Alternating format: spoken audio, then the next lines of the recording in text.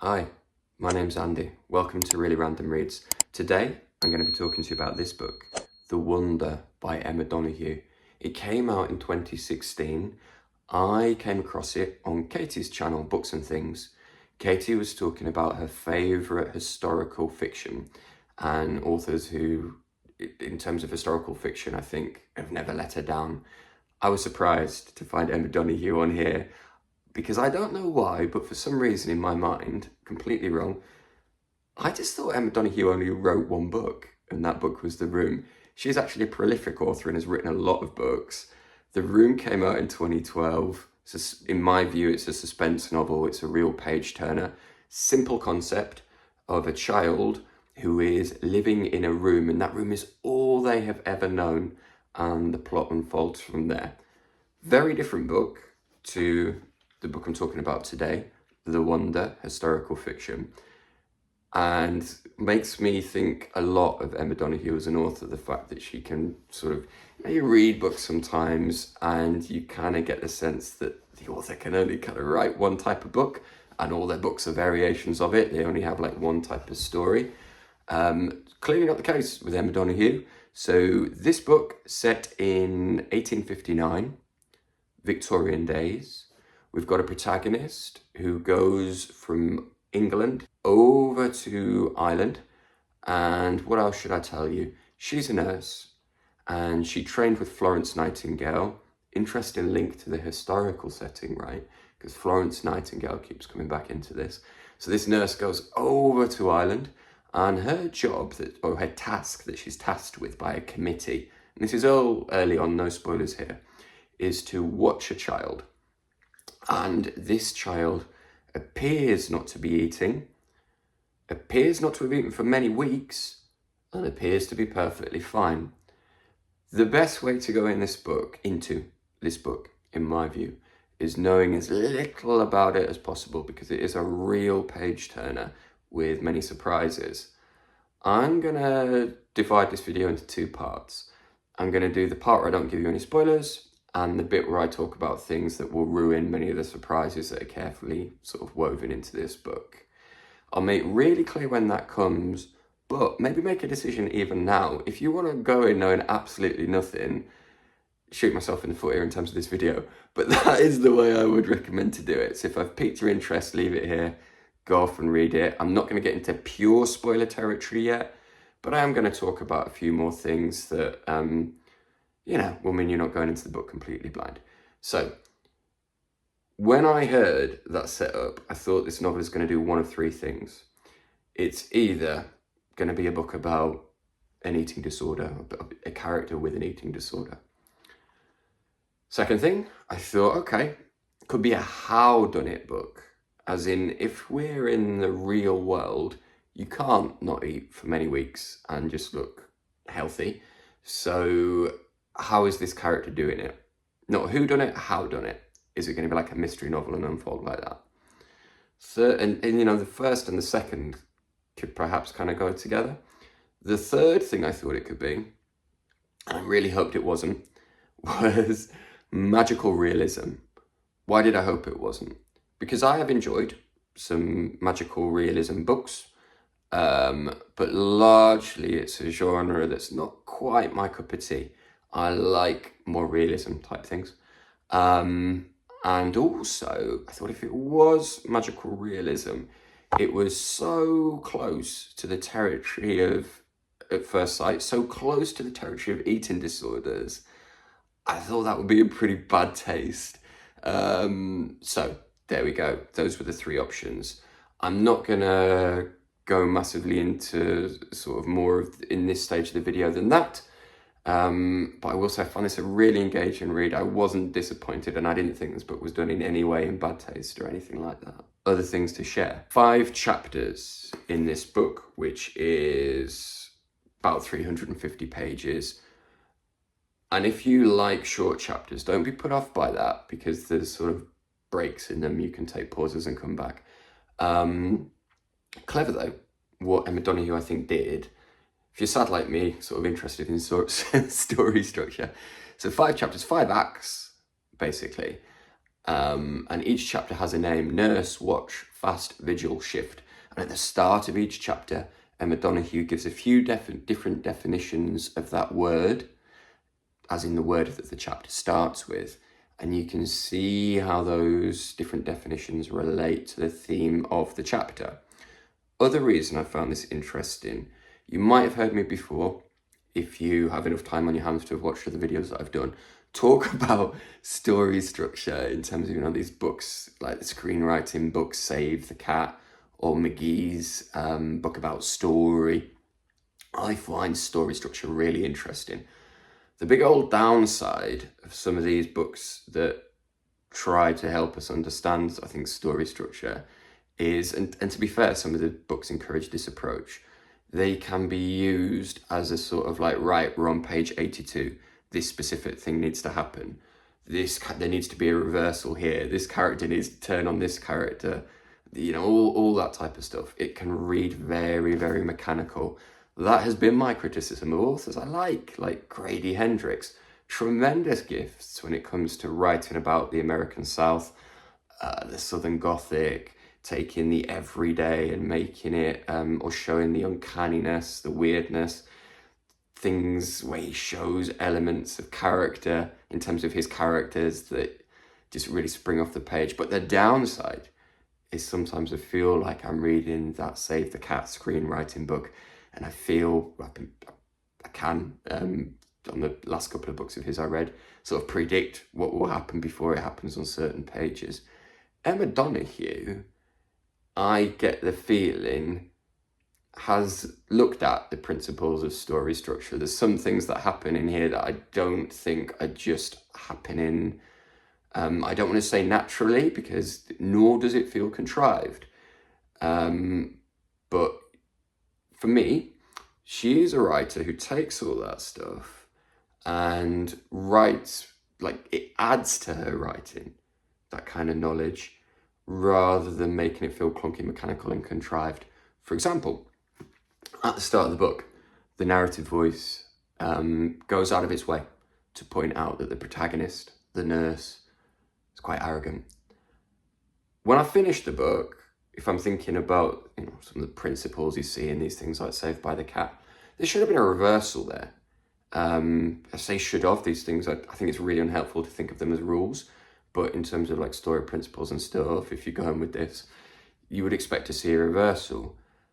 And it was only after I started thinking about after I started thinking about that, I thought, yeah, she did it, she pulled it off. And she did it in such a way that it just, and perhaps it even was to her, just completely natural, not at all contrived. She might not even have thought about doing it. I got the sense she probably did, but it didn't feel like that feeling that I get when I read Grady Hendrix. A thought on genre. What type of genre is this? I would say a mystery. Suspense, yes. I would argue horror. The type of horror that I like. A creeping sense of dread. I'm getting Labrador just looking at me, wondering what the hell I'm doing. A creeping sense of dread and horror that's based in people. My favourite kind of horror. I'm not such a fan of like monsters popping up and things like that. Now, don't let me mislead you. Do not pick this book up thinking, oh, here we go, Stephen King or something. But it has that sense of the uncanny that writers, Katie mentioned this writer as well, writers like Sarah Waters have. The uncanny, the gothic. And these are the thoughts that I want to leave you with before I move into the spoiler part.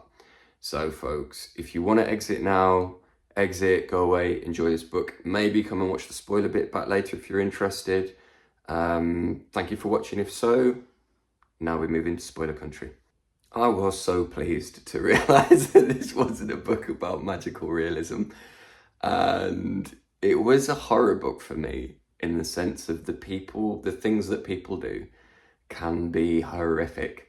And weirdly, at the end, this book felt to me a little bit like a zombie novel, or a little bit like a novel. I've never actually read a novel like this, I've just seen TV shows, one of those TV films, programs, whatever, where the person suddenly realizes the village that they're living in, they're surrounded by